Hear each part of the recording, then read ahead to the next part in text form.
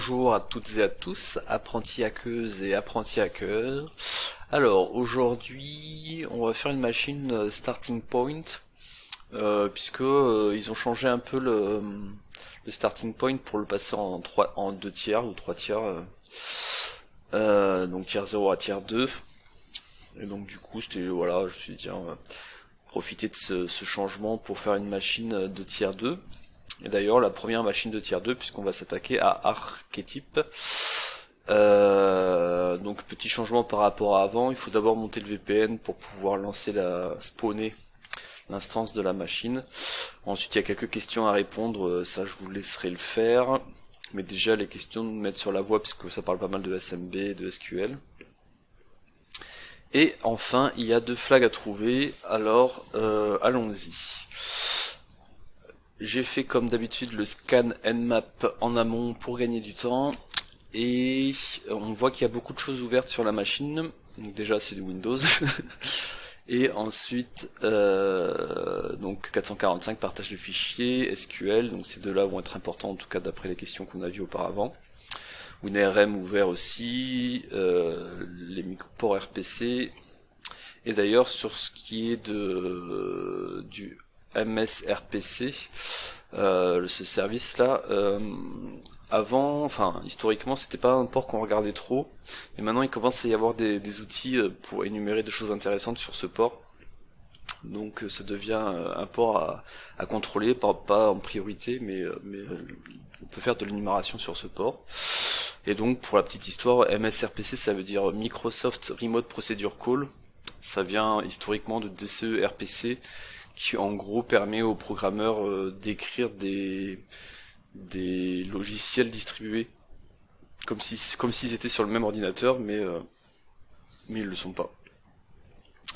Et donc on n'a pas à s'inquiéter de la partie réseau dans le code du software, du logiciel.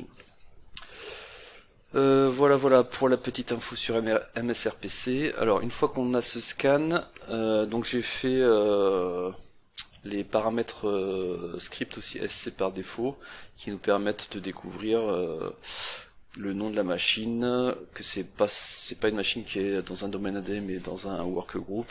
On a la version de l'OS.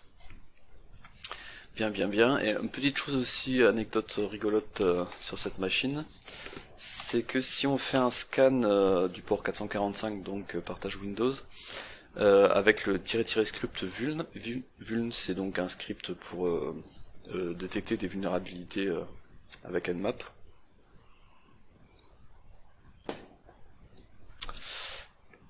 Ça prend un peu de temps.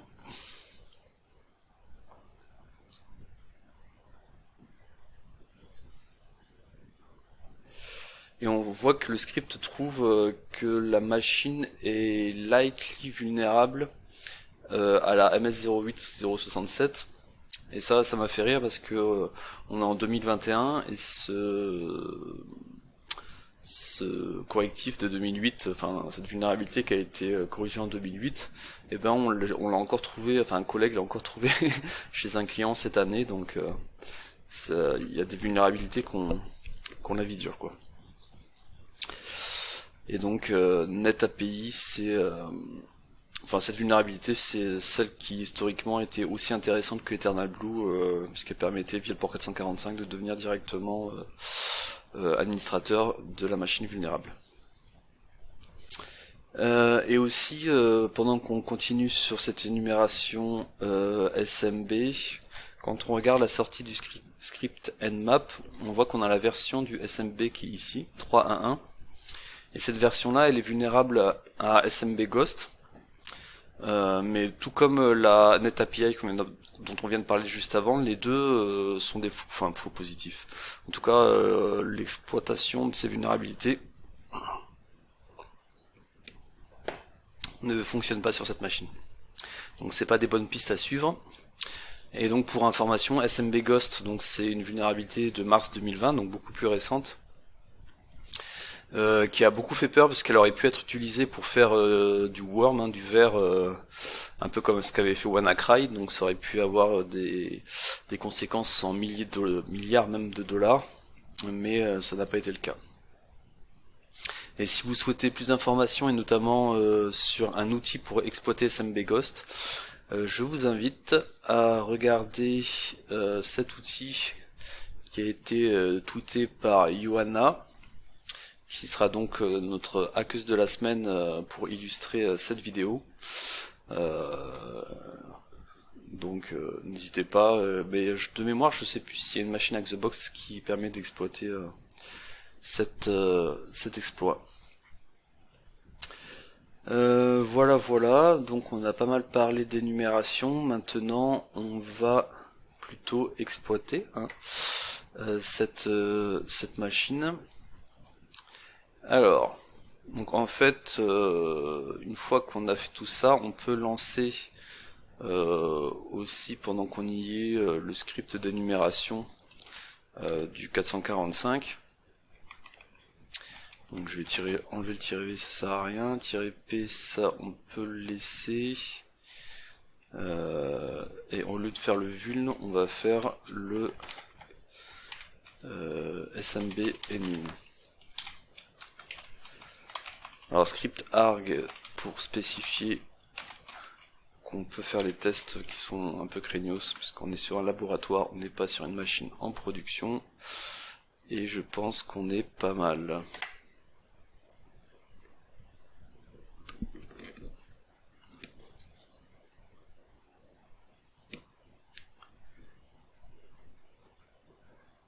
Donc ça en fait on le fait, je l'ai déjà fait, pas forcément avec ce script là, mais on aurait pu le faire avec smb map.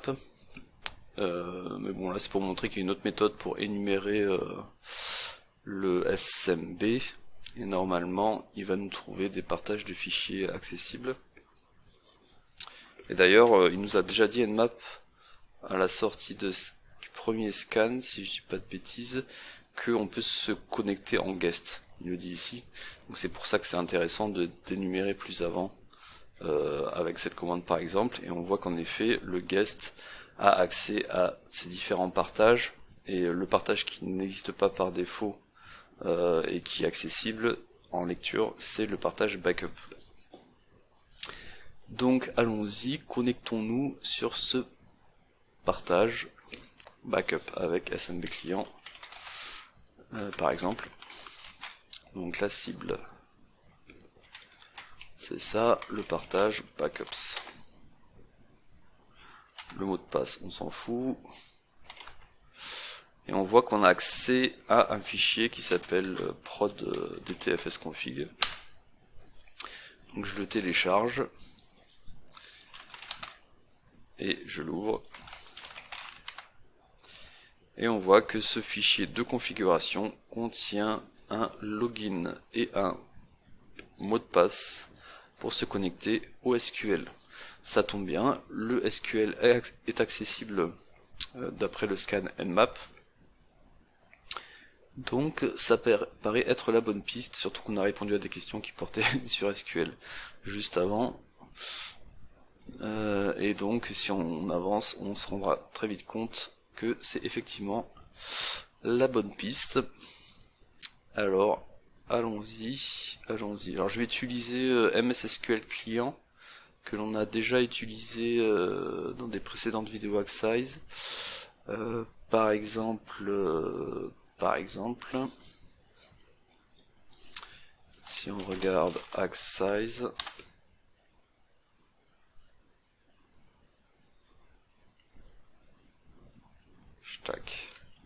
MS SQL client. Oula, on a parlé dans pas mal de vidéos apparemment. Donc allons-y pour MS SQL client. Donc impacket MS SQL client. Donc encore un script de la suite impacket. Donc l'utilisateur c'est SQL underscore svc. Arrobase, la cible elle est ici. Et on va utiliser l'authentification Windows. On spécifie pas de port puisque par défaut il va prendre le port SQL par défaut qui est 1433, et là comme on est dans un service SQL qui écoute sur le port par défaut, pas besoin de spécifier le port. Et je lui colle le mot de passe qui est là,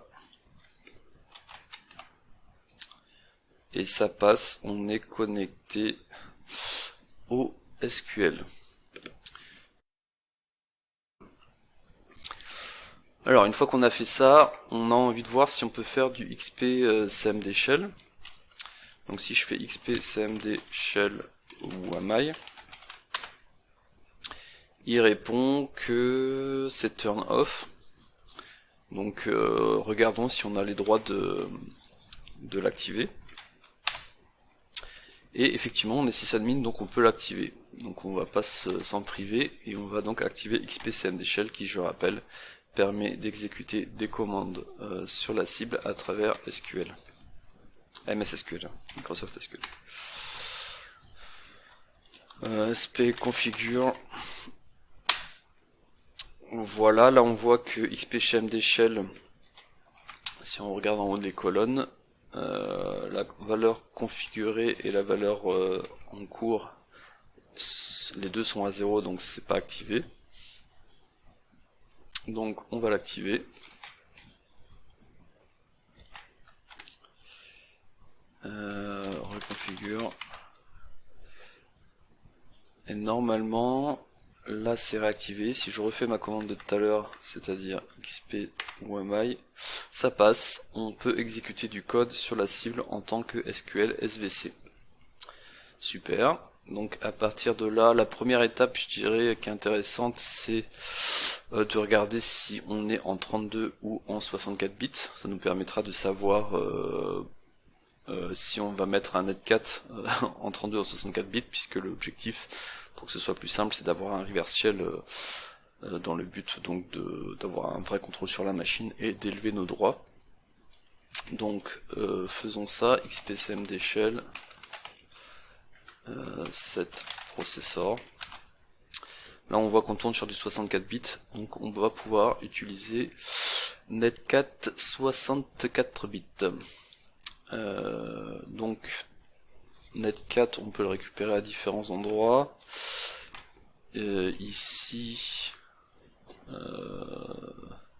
je vais, si le copier-coller veut bien marcher, le prendre sur ce GitHub. Netcat 64 il est là, download, save, et on va mettre ça dans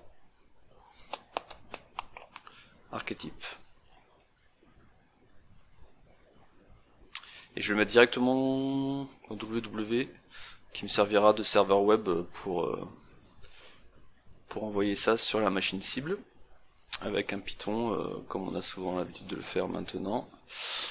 Donc je vais le mettre en haut à droite, je vais dans www, python 3, http serveur. Voilà, et maintenant que c'est en écoute, eh bien je vais le télécharger avec xpcmd shell. Donc on va faire une commande PowerShell qui sera invoke web request. Donc on va faire une requête vers notre serveur sur notre machine attaquante depuis la machine attaquée. Sur donc l'URL ou l'URI si on préfère, je récupère l'adresse IP de ma machine dans le VPN qui est la seule IP accessible par la cible, car elle est dans le VPN aussi. Enfin, elle a accès à cette patte dans le VPN. Mon fichier s'appelle nc64.exe. Ah, j'ai oublié de mettre 2.8000 puisque par défaut HTTP serveur de Python 3 écoute sur le port 8000. nc64.exe. Et en sortie, on va mettre ça dans users SQL SVC Moi je vais bien mettre ça dans musique. nc64.exe.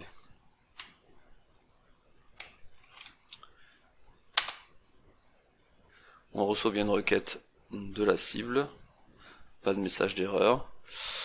Donc a priori ça a bien fonctionné. Donc je peux directement tenter de l'utiliser, et si ça marche pas, on ira vérifier que le fichier a bien été mis dans le bon répertoire et qu'il n'a pas été par exemple détruit par l'antivirus. Ce qui peut arriver, il y a certains antivirus qui bloquent Netcat, NC. 10.10 16.5. On va utiliser le port 6633. cmd.exe. Donc cmd.exe, pour la petite histoire, c'est donc l'invite de commande d'interprétation des commandes DOS, Windows et OS2. Ce qui est intéressant, c'est que cet exécutable était un petit peu abandonné, on va dire, depuis les Windows 2000. Et en fait, ça a été activement relancé en 2016 pour essayer de concurrencer les terminaux Linux avec leur CLI beaucoup plus avancé. Donc voilà pour la petite histoire. Et si je lance cette commande, il faut que j'ai quelque chose en écoute, un NC en écoute sur le port 6633. Je vais mettre un rel wrap pour la meilleure gestion de l'historique des commandes. Et là, si tout se passe bien,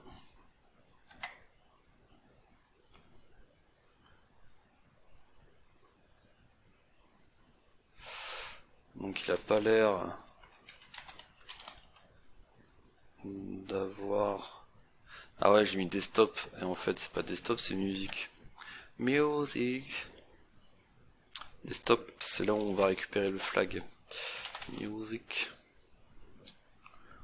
Tac. Et voilà, on a un reverse shell, ce sera beaucoup plus rapide pour taper des commandes. Et donc si on va dans SQL SVC desktop, on a bien accès au premier flag. PowerShell.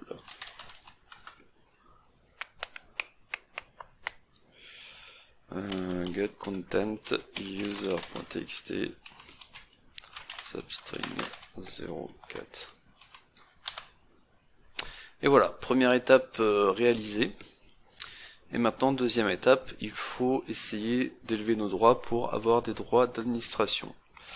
Pour cela, on va utiliser le gros classique WinPeas pour voir s'il y a des choses exploitables. Donc première étape, télécharger WinPeas. Hop, on va le récupérer directement sur le site de Carlos Polop. WinPeas en exécutable. On va prendre directement la version binaire en x64 en 64 bits. Download, et je l'enregistre tout pareil vu qu'on va l'envoyer via le serveur web. Je le mets dans le serveur web en espérant qu'il n'y ait pas d'antivirus, mais a priori non, qui va bloquer l'exécution. Il n'y a ni d'app locker d'ailleurs qui bloquera l'exécution de WinPeas. Du coup c'est pas compliqué, on va reprendre strictement la même commande qu'ici, mais on va mettre au lieu de NC WinPeas x64.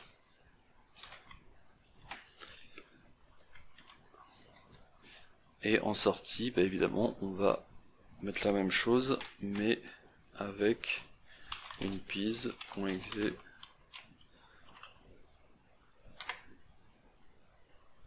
Et évidemment, là on est directement dans un terminal, donc je n'ai pas besoin de mettre xpcmd shell. Hop. c'est mieux. Donc je reviens sur le répertoire music.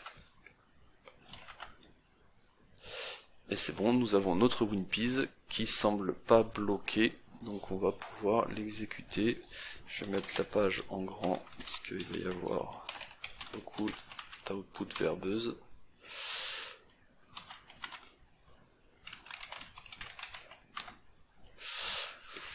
Et c'est parti.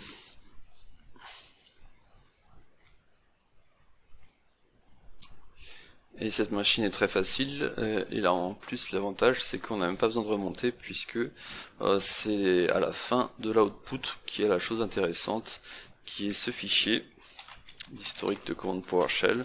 Si je l'affiche, on voit qu'on récupère le mot de passe administrateur dans une des commandes qui a été tapée.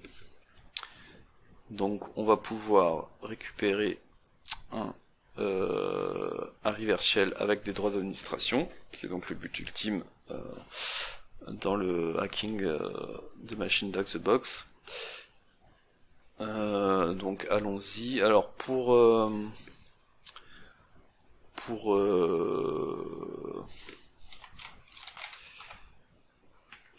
cela, on va faire un script PowerShell pour montrer un peu. Il y a comme d'habitude, il y a plusieurs méthodes pour faire ça, mais là, cette méthode-là me paraissait intéressante pour montrer un peu. C'est une méthode que j'utilise pas toujours. Donc l'idée, c'est que dans ce script PowerShell, on va mettre le nom username qu'on va utiliser. Ça, on va le mettre dans le répertoire qui va bien, c'est-à-dire Hack the Box archétype, et je vais le mettre directement dans le répertoire www.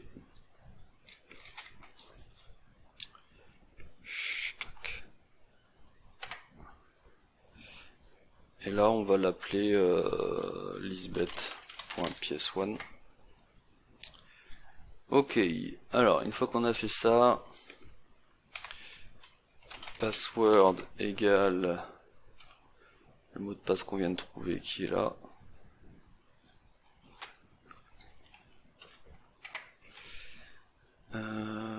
Donc il faut mettre ça dans une variable, une autre variable, troisième variable, qu'on va appeler secure password, et on va utiliser convert-to secure string, qui permet donc de stocker des variables sécurisées.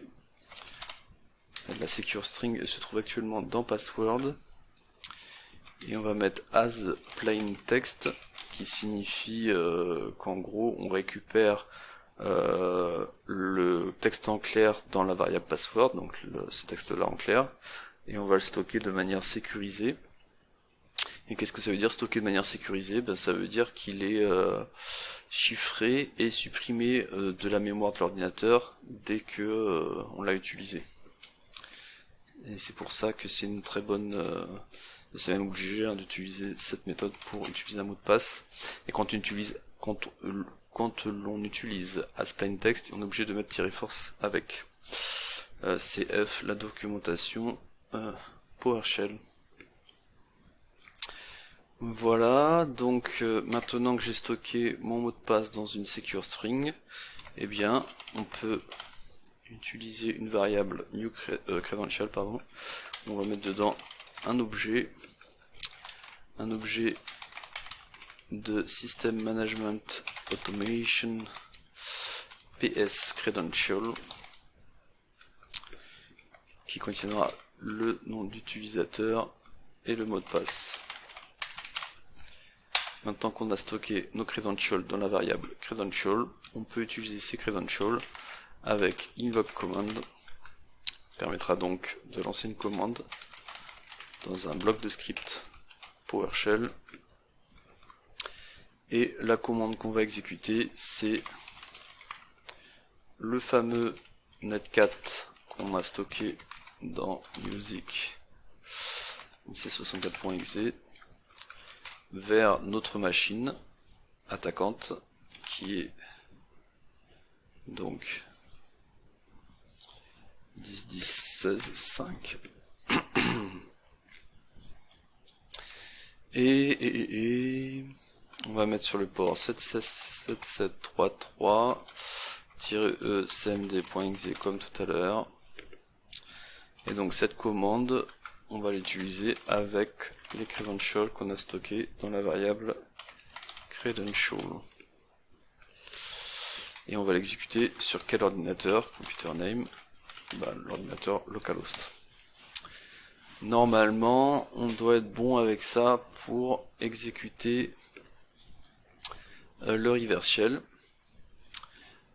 Donc, comme d'habitude, je vais utiliser la commande de tout à l'heure, que je peux pas récupérer si facilement que ça. Si je peux la prendre là. On va faire cette commande, mais ce coup-ci pas sur le nc.exe, mais sur le lisbeth.ps1.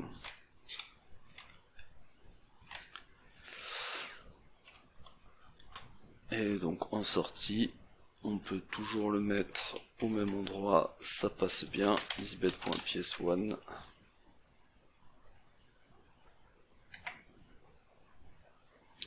Donc ça a l'air de passer. Et maintenant que j'ai récupéré le fichier, qui doit donc être dans mon répertoire courant, il est bien là, et bien je peux l'exécuter. J'aurais pu faire tout d'un coup avec exécution mémoire, mais c'est pour bien montrer pour les débutantes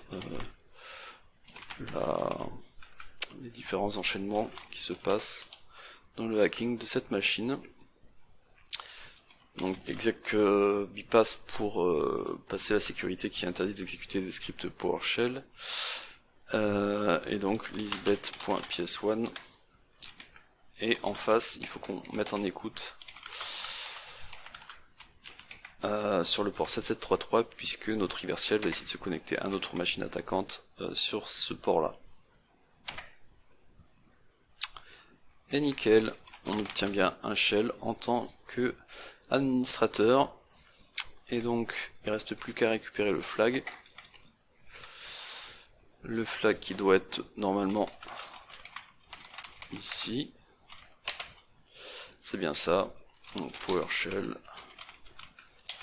getContent out.txt.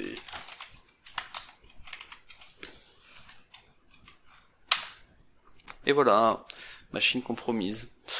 Alors du coup, d'un point de vue Blue Team, qu'est-ce qu'il aurait fallu corriger? Pas laisser traîner des mots de passe dans des fichiers en clair en gros, que ce soit dans l'historique des commandes PowerShell ou dans le fichier de configuration accessible sur un share, qui est en plus accessible à tout le monde. Donc de grosses erreurs d'administration qui ont été faites et qui permettent de compromettre facilement cette machine. N'hésitez pas à laisser des commentaires si vous en avez, et je vous dis à la fois prochaine pour faire un pas de plus vers le niveau ranking de Lisbeth Salander.